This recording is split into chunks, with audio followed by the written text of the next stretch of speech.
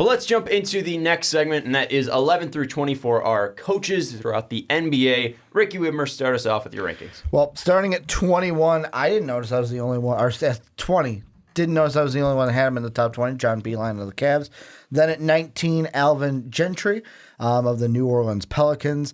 Then at 18, Lloyd Pierce of the Hotlanta Hawks. Then at 17, Steve Clifford of the Orlando Magic. Then at 16, where he should be in the bottom half of coaches, Brett Brown from the Philadelphia 76ers. Then at number 15, Kenny Atkinson of the Brooklyn Nets. Then Terry Stotts at 14 of the Blazers. 13, Eric Spoelstra, or Spoels, of the Miami Heat. Nate McMillan at 12 from the Pacers. And at number 11, Rick Carlisle from the Dallas Mavericks. David, 21 through 30, or 11 through 20, 9 through 10, 40 through 40. 11 through 20, what's At your 20, rankings? I've got Lloyd Pierce. 19, it's Steve Clifford. 18, Terry Stotts. 17, Alvin Gentry. 16, Monty Williams. 15, Brett Brown. 14, Kenny Atkinson. 13, former Coach of the Year, Dwayne Casey. At 12, Nate McMillan. And 11, Spoels. All right, and then my 11 through 20. At 20, I have Monty Williams of the Suns. 19, Lloyd Pierce. 18, Kenny Atkinson. 17, Steve Clifford. 16, Dwayne Casey. 15, Brett Brown. 14, Terry Stotts. 13, Eric Spoelstra. 12, Nate McMillan. And 11, Alvin Gentry. For our cumulative rankings, at 20, we have Monty Williams of the Suns. 19, we have Lloyd Pierce of the Hawks. 18, we have Steve Clifford of the Magic. 17, we have Alvin Gentry of the Pelicans. 16, Kenny Atkinson of the Nets. 15, Brett Brown of the 76ers. 14, Terry Stotts of the Trailblazers. At 13, we have Dwayne Casey of the Pistons. 12, Eric Spoelstra of the Heat. And at 11, Nate McMillan of the Indiana Pacers. Let's start off with the lightning bolt that is, ring that bell, Brett Brown. Coming in at 15, I had difficulties ranking him. Clearly, Jake was like, "Where's Brett Brown? Where's Brett Brown? Where's Brett Brown?" And I originally had him at 19. Jake talked me up, so I can kind of give Jake's thought process of why he wanted him so high. So at least we can get the Sixer take from this. Okay. But let's not out of the way. Let's get your guys' take first. What do you guys think about Brett Brown? Dave, you had him at 15 like I did. Rick, you had him at 16. So we all had him in the same area. What were you guys thinking when you were ranking Brett Brown? He okay. He's just he's given so much talent, and he's had the same problem 2 years in a row now, which is how do you use Ben Simmons when teams game plan against him? How do you continue to have an offensive flow when you're playing 4v5? And we haven't seen an answer out of him yet, and they've now retooled the team a couple times over in the last 2 years. Multiple trades, multiple pieces in and out. And now with the most loaded team, what looks like on paper in the NBA, it's going to be high expectations. If you don't make the finals with this team, I don't know what can do that. Like, you have to just be, I don't want to push him out of town, but I don't think that he'll get a contract extension, if he can't make the finals with the team. And I realize how close they were last year in the playoffs of succeeding, but still, it just comes down to if you're not the right guy for the pieces on your team, you need to find a new team. Sorry, man. Well, I'll put it this way. I know that 4 bounces, all that, they should have beat the Raptors. Like, Philly fans can think that. Yeah, absolutely. And I know we've got, like, Kyle, Craig, and Jake, who are the big 2 Philly fans. They're always in the comment section on Twitter. But here's my thing. They weren't beating the Bucks. If it's Bucks-Sixers, it is in the finals then, the Milwaukee Bucks, not the Toronto Raptors, obviously, because they would have lost to the 76ers. That's what you're saying. And from what I've said from day one, and I am still on this point, Brett Brown he's not a terrible coach. He's not a great coach. He's not the one to bring the Sixers to the finals. That's why he's at 15. He's right there at 16. How do you know that he can't bring him to the finals? Because he hasn't been able to. And I know but this is the best. This year upcoming is the best team that he's had throughout his entire tenure. And then when they 76ers. don't make it to the finals this year, what will be the excuse? Why can they not make the finals this year? Because of Brett Brown and how it's that significant of a coach. Then why isn't he at 30? His decision making, because he can bring a team to the playoffs. He can bring a team to top 3. Hell, they might even finish 1 or 2 this year. The regular season doesn't matter to me.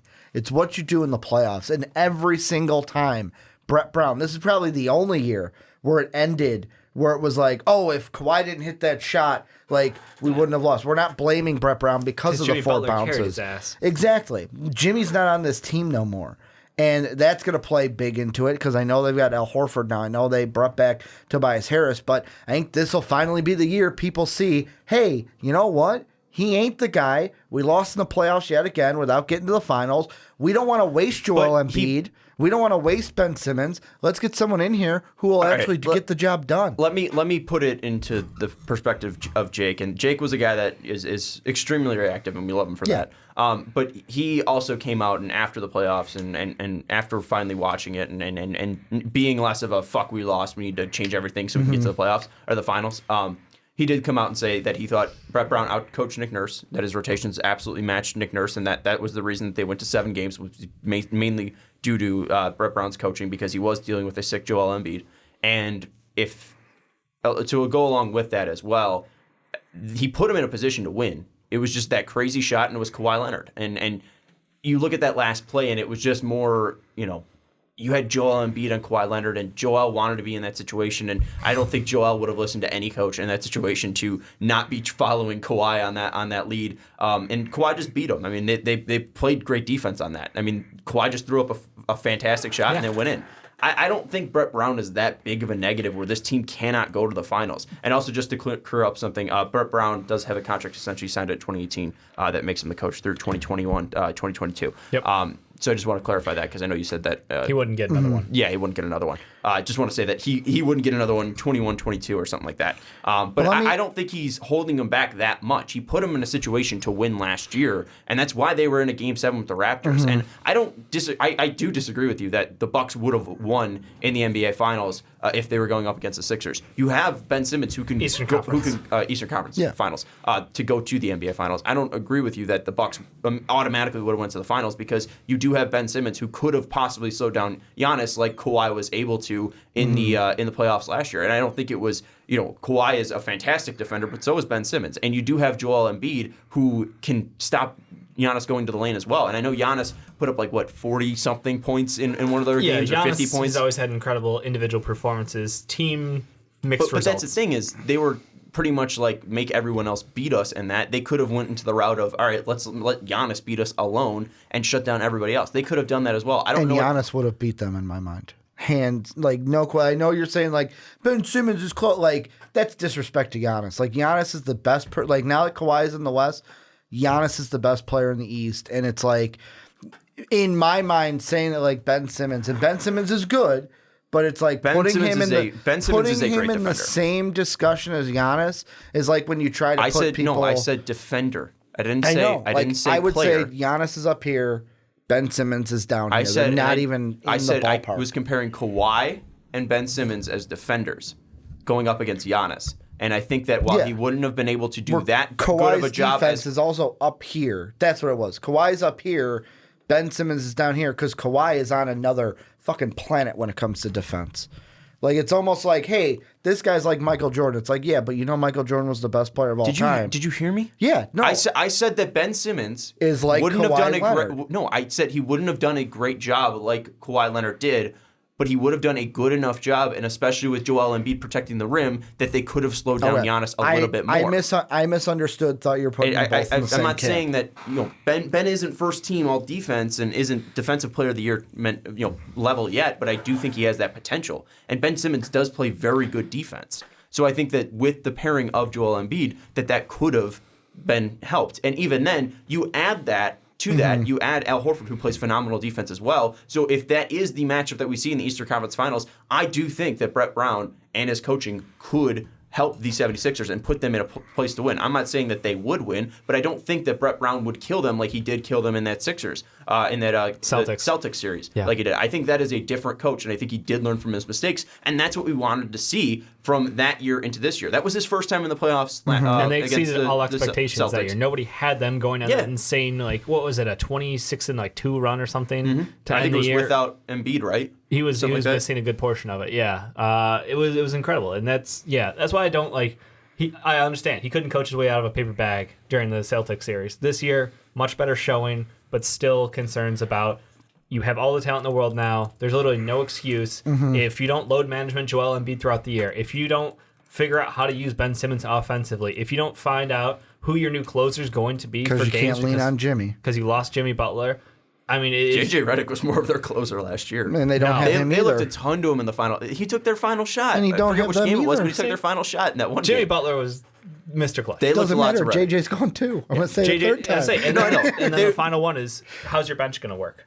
Because you've lost all the talent. Yeah. Like you're down to Mike Scott, Ennis, and Beehive. Zaire Smith, and question marks. They have Kyle Quinn. I think they're Ooh, Kyle Quinn. Their Guy bench who could be couldn't get decent. minutes last year. And It's better than Amir Johnson.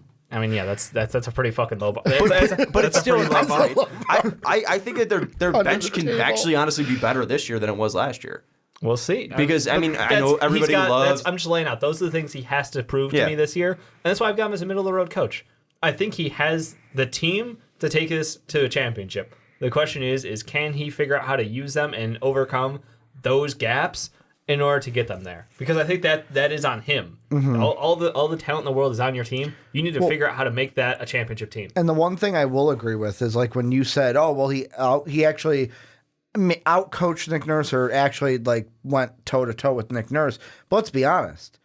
Nick Nurse isn't head like, coach. yeah, exactly. Rookie head coach. Like, he's not cream of the crop right now either. I know he's in our top 10. We'll get to him later. But, like, it's not like he was going up against Greg Popovich or Steve Kerr or any of the other top 10 coaches like a Doc Rivers.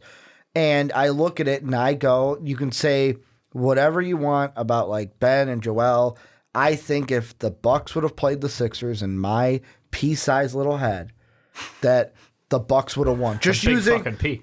well, it's a big head, big container for a tiny pea. In that brain, I believe that the Bucks would have beaten the 76ers. And if that's the case, we would have looked at it and said, Joel didn't play bad. Ben didn't play bad. Giannis played really good. All right, who's the problem? And Brett Brown would have been seen as the problem and probably is the problem in my mind because he's going to, until he proves me wrong, he's not the guy to get him over the hump. Because he's not the this guy to get analogy him to goes the finals. all the way back to the Warriors with your favorite fucking coach. Does it? But I that's was just saying even I the figured last this was 2 just years. your analogy of the No. Steve Kerr comes in and brings you to the promised land. Not Yeah, even so that. you need to hire fucking No. fucking Steve Jackson. Who was his fucking coach? Woodson. Mark Jackson. Mark Jackson You need to was- hire No, Mark it was not Mark Jackson. Teaches No, the 76ers You're saying Mark defense. Jackson Great. is who? Oh, no, I'm No, not but even Ricky on the wants to Mark hire Mark Jackson Jackson train. for every coaching vacancy. Yeah, I'm not on the Mark Jackson train. Like, I am but that's what looking you're at... comparing Brett Brown to. Is Am Mark I? Jackson. You've done that before, yeah. Yes. Yeah, For you You like said that he's 3 the Mark years. Jackson. But of the right Sixers. now, I am not saying that. I'm just saying he's not the guy. Like 3 years in a row, you've been saying the same but thing. right now I'm not using that analogy. I'm just Okay. saying what he's shown you and would have shown you last year if Kawhi didn't say, "Nah, I'm going to put you out of your misery," and just let the shot be what you remember. I know the Philadelphia series. You said like, "Oh, they didn't have Joel here," but Boston didn't have their team.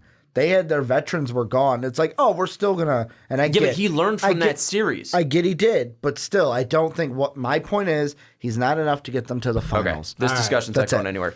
Let's go to one debate that we did have. We had Terry Stotts and Brett Brown tying. The reason why we had Terry Stotts above Brett Brown was basically because Dave was like, oh, shit, I didn't mean to put Terry Stotts that low.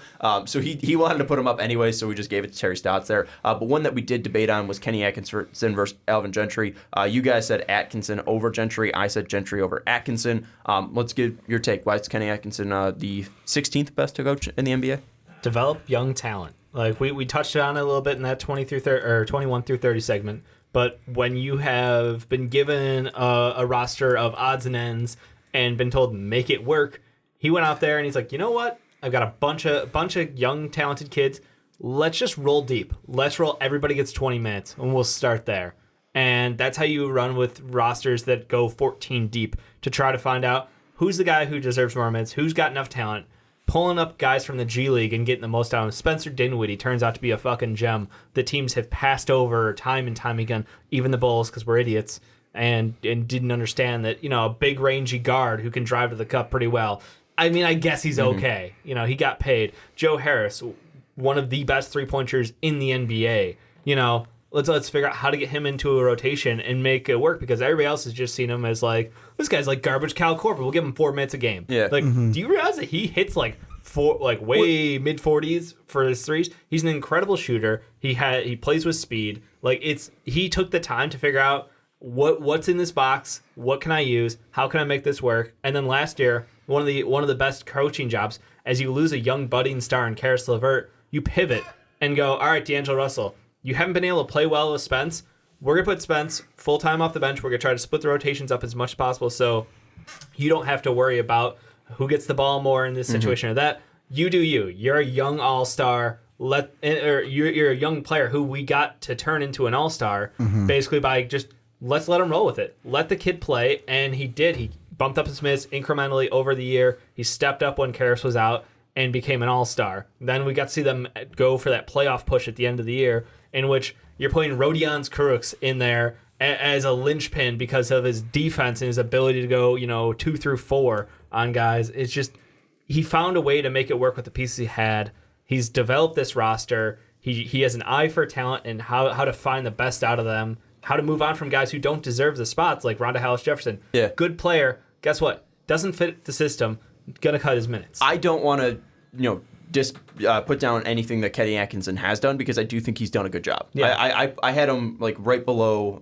Yeah, they're all incredible. Like we had them very close. Yeah, I had Atkinson at 18 and then Brett Brown at 15. A reason why that was because Brett Brown, without his main star in Joel Embiid, still beat Atkinson in 5 games in the playoffs. So we did see that Atkinson wasn't ready yet for the playoffs. Yeah. And with that as well, to go with the Atkinson thing, you're talking about the players that he was using. I do think that he did a good job with development, but also I do think a lot of that's on Sean Marks. I think Sean Marks has done a fantastic job at finding that talent. Yeah. And Atkinson has definitely elevated it a little bit, but I think you see that, him taking Karis LeVert at 22, him finding Rodions in the draft as well, him going out and taking a chance at Spence, him taking a shot at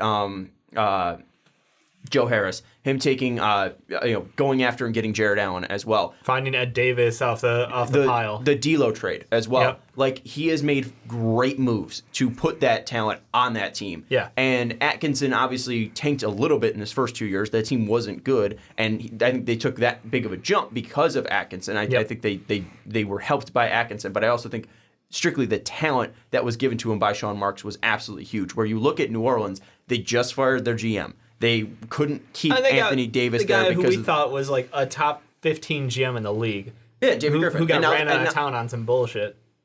Huh? Like when he left with Cleveland. Oh, okay. Like we all expected, like this guy's gonna get picked up in a heartbeat for sure. Anybody with a brain. But even before that, Alvin Gentry wasn't dealing with that. He was dealing with Dell Demps, who didn't know how to trade for Anthony Davis, and Anthony Davis then was totally out for last year. But we look at the year before, and we look at the job that he did, shutting down the team that just went to the Western Conference Finals in Dame and CJ and the Trailblazers, and he did a fantastic job game planning that with Rajon Rondo and with Drew Holiday. And that's the biggest part that I want to go at. Alvin Gentry, you want to talk about player development? Alvin Gentry, I know Drew Holiday was a top 10 pick, and it wasn't like he was, bottom pile of the heap, bouncing around through teams. He went from Philadelphia to New Orleans, but he went from just a guard that was pretty decent to a top 25 player. Drew Holiday is massively underrated, and he took a big step, I think, because of Alvin Gentry. And I think Alvin Gentry now with this team and the way that he coaches defense and the way that, he coaches and puts guys, puts a ton of he makes guys take their blame. Like he is very pretty much like, all right, you own up to your shit. Own up. He makes guys own up for a shit. I do think that Alvin Gentry was dealt a pretty bad hand last year, and it got out of hand and unraveled pretty quickly when the AD stuff happened. But if he had a decent team and AD was out there, I still thought that was a playoff team. So I think now that you give him the talent like JJ Redick, Drew Holiday, Lonzo Ball, Brandon Ingram, Zion Williamson, Derek Favors, all the players Jackson Hayes, all these players that they got, I do think that this is going to be a very good team, and I think they're going to be elevated to that next level because of Alvin Gentry. So I do think that Kenny Atkins has done a phenomenal job, but I think Alvin Gentry has been dealt a worse hand due to the ownership that he has had to deal with, just the changes between Benson to his wife and dying. Not saying that they're bad owners. No. It's been difficult just dealing with that transition. Yep. And then obviously the Dell Demps situation where Dell Demps wasn't that great of a GM, and now having to go with David Griffin, who I think is going to put Alvin Gentry in a better situation. Masterful job already. But he had the difference is he had a star and he couldn't find a way to win. In my mind, they had to bring in Boogie, basically, who unfortunately we didn't get to see the two of the best big men in the NBA in this generation play together, which is a shame. An argument that I would accept is you look at what Buddy Hield's doing now with the Kings and what he was doing with the Pelicans. That would be absolutely fair. That was fair. I mean, it's just a fact of if you aren't able to build around a star and run offense, so again, I don't want to rehash the last segment, but like that's a big problem in my mind when you have generational talent and you can't find a way to win games. Then I understand. Ricky, you mentioned this is kind of leaning into a front office head coach combo situation a little bit here, but I'm wondering what he's going to do with his uber talented young spooky roster. Like he has, I mean, you read off the list of names, and outside of Drew Holiday, you just scream the word potential, and I don't know what he's going to do with all this. Yeah. Because I haven't seen him take a young player and elevate them to that level. Like Anthony Davis came in as a bona fide stud. Yeah. Like he didn't. I mean, yes, he made Anthony Davis better, but like I'm not giving him the credit for it. I'm giving Anthony Davis the credit for it. My thing is Drew Holiday. I agree. He took Drew Holiday from a B player to an A minus. Like he moved him legitimately into the top upper echelon of the NBA as far as those guards go. He's one of the best to two-way counter guards. that, which young players has he had and failed on? I mean, I understand the Buddy Hield thing, but also he didn't get a full season of Buddy Hield. Right. They traded him for DeMarcus Cousins like midway through the season. So I don't know if they fully got I'm just the saying whole anybody Buddy on Hield that team. experience. Anybody. And meanwhile, But here's- Kenny here's- Atkinson's taking guys from the G League, taking guys who've been traded, passed up, picked up on But free agency. he had 2 years to deal with them before. Where you're looking at these guys that were like you look at the team that were like 2016, 2017 team. Yep. These are the guys that started the 5 most games. 80, all right? Great player, obviously. Solomon Hill, right?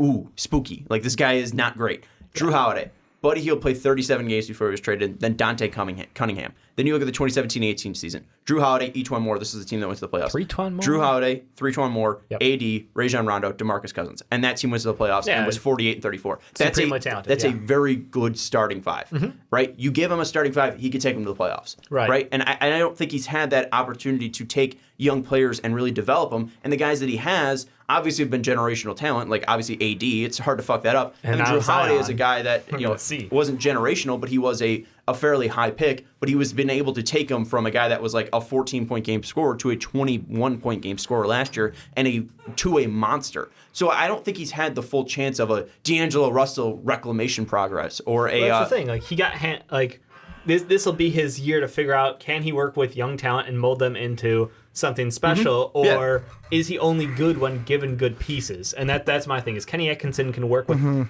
very little and make it very good, but now we're gonna see, can he work with Kyrie Irving, Kevin Durant, DeAndre Jordan, The egos. potentially Carmelo Anthony, and manage that? Like, well, that's the thing. Alvin Gentry failed at managing a locker room with a superstar. And I understand we haven't seen anything like Rich Paul hit an NBA locker room before Rich Paul hit an NBA locker room. But it's almost like a nice flip-flop. It's now we see Alvin Gentry with a young group and potential, and we're going to see Kenny Atkinson trying to manage egos. Do you think that AD left because of Alvin Gentry? I think he left because of the front office. I don't because he think he had didn't- anything horribly against Alvin Gentry. I think he left because they couldn't win with him there. And he wanted to but play with LeBron. that's a mark against him. I think, but I don't think it is a mark against it, because if they kept Boogie and Boogie didn't injured, I think AD would have stayed. I don't know. And AD obviously was ring chasing, and he was coming off that injury, and then he ditched town, and AD's like, well, there's nothing for me to do here because I can't win a title. Well, let me jump in. And I don't think that's on Alvin Gentry. How it is for me, how I see, I'm going to start with the AD thing. Yeah. I'm going to use an analogy. Imagine AD and the Pelicans like a boyfriend and girlfriend. And then LeBron James comes along. And he's in this case, since we're guys, I'll say the boyfriend. Some girl comes along and starts feeding this guy, feeding him, feeding his head. She's not good for you. I can be better. Look what we can do. That's what LeBron was. And AD eventually just was like, hey, you know what? He's right. And I'm going to leave you, try to distance myself from you to go over to this one. That's how I see the AD situation. So in an Alvin Gentry thing, it's not his fault that AD left. AD was an asshole in the situation and handled the situation wrong. But when we get to Gentry, this is what I kind of think. Goes into what you said, Dave. How is he going to develop this young talent? Because if he can't, and let's say it is the side that you said where it's like, man, Gentry's just a guy, if you give him someone good, he can coach him to playoffs, but he can't develop the young talent. If that's the case, this year could be a year similarly to like his fourth year in Detroit, his, fifth year in Phoenix, his third year in LA. Not saying he gets fired mid-season because the Pelicans won't do that, but it could be a end of the year situation where if it's on the side of like, hey, we need someone to come in and develop these guys, Alvin Gentry could be, in my mind, a prime coach to maybe lose his job at the end of the year because of where the direction of the team is. Take that as a knock against him. Take it as not a knock against him. That's just where I'm sitting. Whereas Atkinson this year has to deal with the veterans now. But then if Atkinson fails with a veteran team and stars like Kyrie Irving that are expecting to win, if he has a down season, he's also a prime candidate to get fired. I don't think they'll fire Atkinson after this year because if he does, let's say they make the playoffs low and get bounced in the first round. If him and Kyrie don't mesh, who's getting fired? Well, this year's because of Katie's injury, it's the honeymoon year in my mind with Atkinson and the Nets. It's going to be, you know what?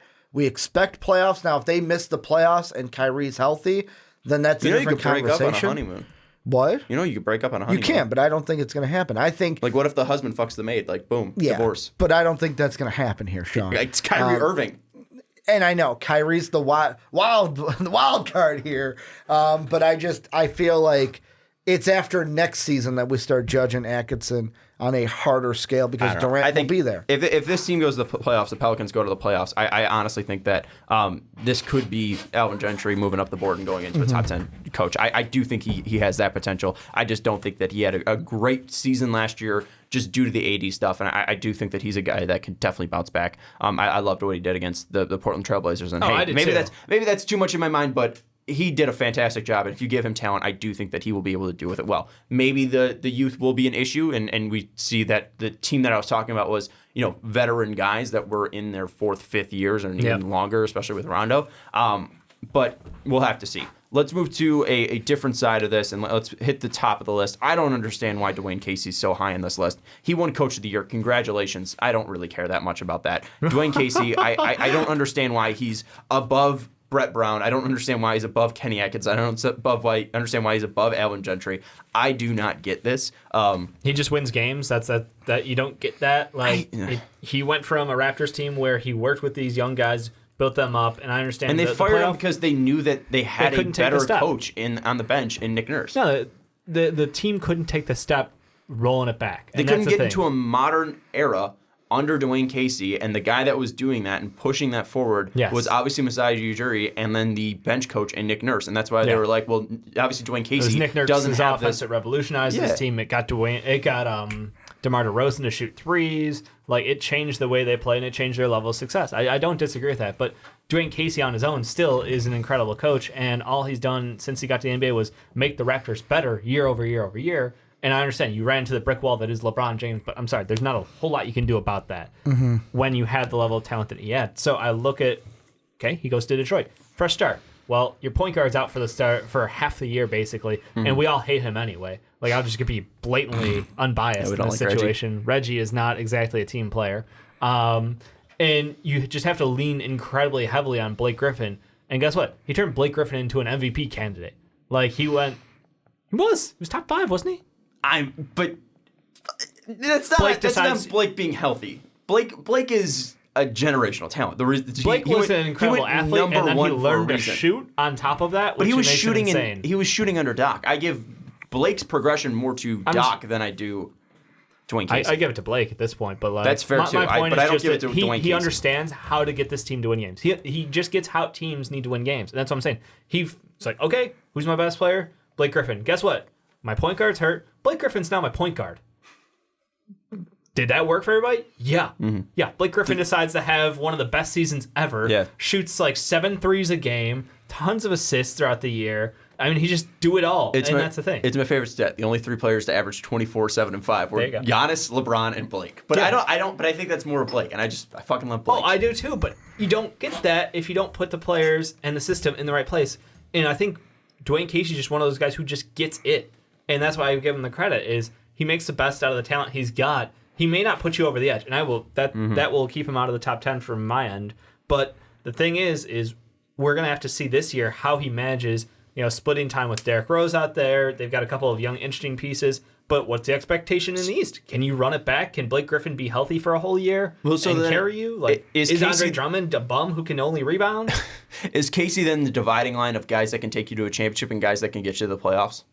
On my list, Because if we're looking at our cumulative No, 'cause I list, got him at we got 13. Spolstra, McMillan above him, Nurse, Carlisle. Those guys are at least championship level coaches. The only one that I don't think has won a championship would be Malone, Snyder, D'Antoni, and McMillan. Yeah. Outside of that, all those other guys have won titles. Correct. So would that be the dividing line then of guys that can get you to the playoffs that probably won't win you, like be the guys that win you titles? Before I answer the answer to my question is yes, but before I give him the reason, I'm going to throw this little caveat into, and I'm not going to get into it now because it's a tease. I'm going to get into it in the 1 through 10 because I got to bring Rick Carlisle in for this conversation, and I want to leave that for 1 through 10. But to answer the question, yeah, because if I look at my rankings, besides Casey and Carlisle, who I'll get into next one, after that it's McMillan, Spolstra, Stotts, Atkinson. Above Casey are all guys who are coaches that are like, okay, they're going to be in the fight with their team to make the finals and win championships. So I would say exactly, he is the dividing line of like, I rag on Brett Brown for being the guy that's not going to get the Sixers over the edge, but I just know Dwayne Casey's that guy, and I'm okay with it right now if I'm a Pistons fan, because for the last 2 years, especially last year, So Brett you were Brown out would of the get any more playoffs. credit if he was coaching the Pistons? I mean, yeah, If you could probably, I found that ridiculous. and made the playoffs, and I mean, it's just Dwayne the Casey has had more expectations of the- shots at the playoffs and consistently was getting left at the door every single year, being the number 1 seed in the Eastern Conference. Okay. Brett Brown has never been up to that status, and Brett Brown, in his second year, pushed the NBA Finals champions to a last-second shot. If that shot doesn't go in, the Sixers possibly are going to the Eastern Conference Finals. on the And we don't know rank- what could happen on in the that Bucks ranking Sixers. side. I will get it. I want to get into it right now, but I'm biting my tongue. I'm going to get into it in the next segment. For this one, I am just saying, based off of what I've seen, he is right there fringe 10, 11. And if I'm a Pistons fan, a thing that plays into it is, where's the timeline of this team? And he fits the timeline of this Pistons team right now. Because you also had the Magic, I have to freaking look at the standings because I didn't have it off the top of my head. You had the Magic that were not in the playoffs 2 years ago, made the playoffs. The Nets were a new playoff team. Pistons were a new playoff team. And I know the Wizards fell off. I know that like Miami didn't have, they were a different team missed on Dragic last year. for half Exactly. the year. Like those were the 2 teams that fell out. And of course, Cleveland not having LeBron like opened up hurt. 3 slots. But it's like you were able to, in my mind, bring this team to the playoffs and not necessarily get bumped. If they would have got bumped by Miami and wouldn't have made the playoffs, He'd be I'm lower. looking at What if they don't make the playoffs differently. this year? If they don't make it 'Cause this it's year, likely then that he'll they be won't. lower on my rankings next year. right. And I'm going to get into that in the next segment. I'm biting my tongue because I don't want to bring Carlisle into I it. don't think Casey's the reason why that they made it to the playoffs. And you could say, well, I do. They had Blake last year and they still didn't make the playoffs, but they finally had Blake for a full year. And I think having that type of talent pushed them over the edge. Where Kenny Atkinson upped that talent to the next level, where he didn't have a player like Blake and got him to the playoffs. Alvin Gentry had that type of player, but I think he got them to the second round and got them moving on as a 6 seed. I just think that some guys have proven it a little bit more than that. But If whatever. Dwayne Casey's my head coach, I feel like there's a really good chance within a year or 2 my team's going to be a lock in the playoffs. Like it's just it's going to happen. You're not necessarily a championship contender team, but not and this is going to that's sound not really bad, bad. though. Not every team can win a championship every year, and I think Detroit's a team that's happy. Hey, we're really good. We're making the playoffs. We're consistently fighting for it. That's about where their expectations are at. All right. Well, I think the discussion of guys that can put you over the edge is going to be interesting. Yeah. So let's just give shout outs to Nate McMillan, Eric Spoelstra. Spol obviously hasn't had a ton of talent on his team. Hasn't had those top 5 players or top 20 players since LeBron, D Wade, and Bosh left. But now he finally gets at least top 20 player in Jimmy Butler. What are you looking from Spoelstra and Butler this year? Playoffs. Like, I know that sounds probably like, Ricky, you're setting the bar that low, but Yep. this is a team that didn't make the playoffs. Jimmy comes in. If you don't make the playoffs, then shit's going to hit the fan. You need to make the playoffs at the least if you're the Heat. I mean, you just need to make sure Jimmy Butler doesn't blow up.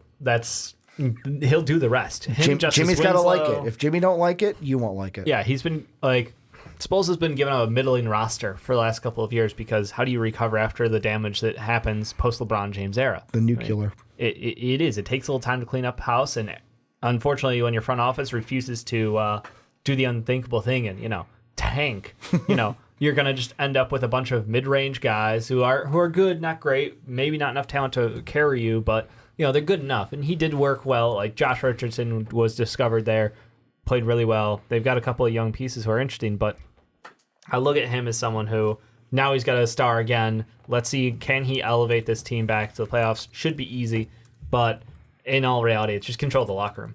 Control the locker room, control the messaging, control the media. Like, can he be an all-around head coach and run his own shop? Because everybody wants to give him the knock for, well, it's just Pat Riley's pawn. And, like, I think everybody in this room is on the same page and saying, like, no, he's proven he's more than that. He's grown. But, like, this will be a huge step for him with an ego like Jimmy Butler in that locker room. Yeah, and the next guy I want to talk about is Nick McMillan. The job that this guy has done in the past 2 years as the Pacers coach has been honestly slept on and fascinating. You look at what Bojan Bogdanovic became underneath Nate McMillan, what they did without Victor Oladipo last year. This guy deserves so much fucking credit, and it sucks that it can't put him top 10, but it's just because the guys that are above him are guys that I think their teams can win championships because of them. Yeah. Now, the one guy that you could probably make the argument against would be D'Antoni. He hurt their chances of winning a finals that one year just because they were like, he wasn't just like step inside the arc, missing 27 straight threes. Yeah. But outside of that, D'Antoni almost took down the greatest team of all time. In the playoffs because of what they were doing, with their style, and he's pretty much revolutionized the game. And he saw what James Harden could do best, and he turned James Harden into an MVP.